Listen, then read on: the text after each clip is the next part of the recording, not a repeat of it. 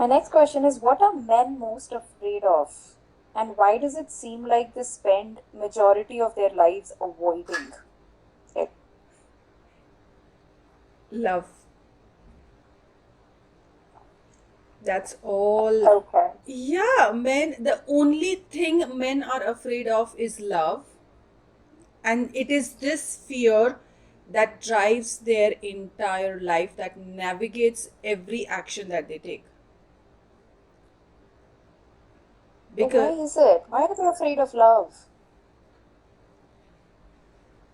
they have been taught to, they have been conditioned to. Just like what we spoke in the earlier part, the earlier question, they're not allowed to express emotions. When I am not allowed to express my sadness, the only thing I will learn is I'm not allowed to express. I won't learn that sadness and happiness are two different things, and it is okay to express one and not okay to express another. That's not how it goes. The way you do one Hmm. thing is the way you do everything. So when I'm not allowed to express, I'm not going to express. And when I don't express, I can't receive it. Hmm. And this entire understanding, asking and receiving does not fit into the psyche of the male the psyche of the men. It does not fall Hmm. into the logic of the men, because they have not been given this logic that if you want something, all you have to do is ask. How many men actually do ask? They will either assume, either they will Hmm. become imposing, or to an extremely unhealthy standard, they will become they'll become an oppressor, they'll become obsessive, but they'll not ask. Hmm. Because Hmm. when you ask, you're giving the other person the power to refuse.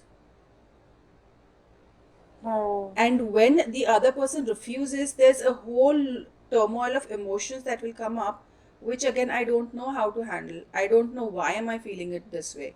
I don't know why am I experiencing this turmoil of emotions. So something that I cannot handle, something that I know that I cannot handle, why will I choose to be on that tangent? The simplest core, a 2 year old child that we discussed earlier, what more does a 2 year old child want more than love? Even when the 3 year old 4 year old child, the 4 year old boy is crying, the only Mm-hmm. thing the boy wants, the love and the nurturance. The child, the boy does not want that thing that has made him feel sad. The little boy just wants to know that the mother, the father understand his pain and are there to help him overcome that pain by giving him love, attention, appreciation, value, and nurturance. That is all the little boy wants. But he does not know how to ask this. And because he does not know how to ask for it, he does not receive it. Hmm. And when you're not able to have this asking and receiving from your parents, from the parents, your primary caregivers who have brought you in this world, if you do not have that transaction with them about being able to ask and receive without any conditions, without any judgments, Hmm. how are you going to learn to ask anything from anybody else? Hmm. So, men, when I cannot ask for something, it's going to scare me, isn't it? Hmm. Because I have this need for love, but I know I cannot ask for love. If I try to get it indirectly, I'm giving you the power over me. And now, when you have the power over me, just like my parents, you will end up misunderstanding me, not giving me the space, not giving me the freedom. And so, I don't want to get into the aspect of love, in the transaction of love anymore. But they still seem to be fine having relationships and dating and like marrying, because when like a man proposes, he's obviously asking for love. He's asking for, you know, the wife to nurture him and be with him. So there are, I mean, I guess there are some men then who know how to ask. for it, and Yeah, absolutely. some don't. Absolution is never possible. So it Yeah, can never happen yeah. that absolutely all men are like this or absolutely all men are like that. There will always be both sort of examples. But the majority of men, do they get married by a choice that they wish to nurture a woman, they wish to nurture a human being in their life and expand through that? Or do they get married because the society has conditioned them that when you feel certain way about a certain person, you're supposed to get married and supposed to have children with that person, and that is how life is lived? Hmm.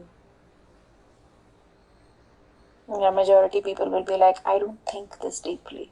But anyway, that makes sense. So it is just a programming that when you like someone, when you have a certain level of comfort, it's not even love, it's just a certain level of comfort of understanding each other. Mm-hmm. And where the understanding and the comfort level reaches a certain extent, that the transactions become very subconscious, Mm-hmm. we think it as love, but it's just our conditional transactions becoming more subconscious, and we feel comfortable without the exchange of instructions about how the transaction should be done. And when we find that So comfort then, zone, we choose to get married. so how would you define love? That's the most difficult question. I struggle answering because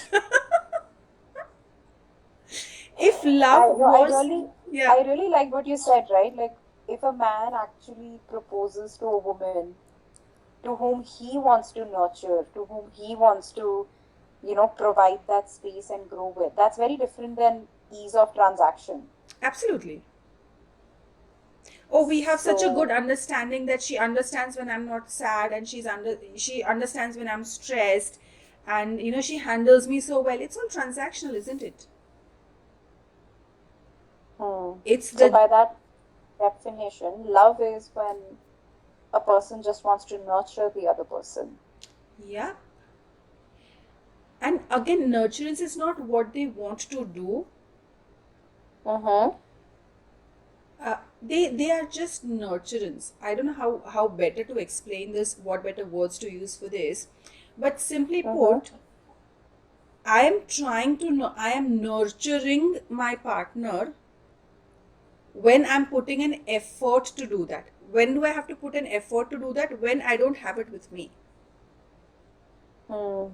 What I have with me, giving that to somebody else will become absolutely effortless for me, isn't it? Yeah. So when we say that I want to nurture my partner for the rest of my life, it implies an additional effort I'm going to put. Mm. So that is not love. Love is when, so this is a very cliche cliche explanation of love, but it is what it is, and we have been understanding this in a very limited way all these years. Okay, love is Mm. when I want to be of service to you.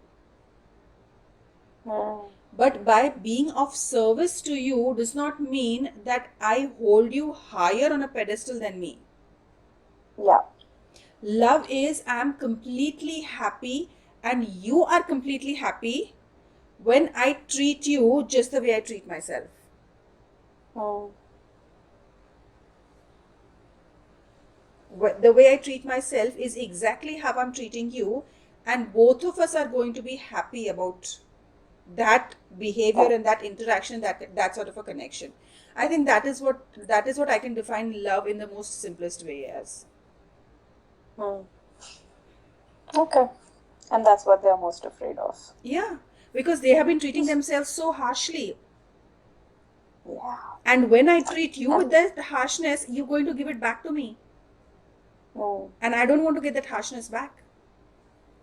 yeah. And that follows actually very well into my third question, Hmm.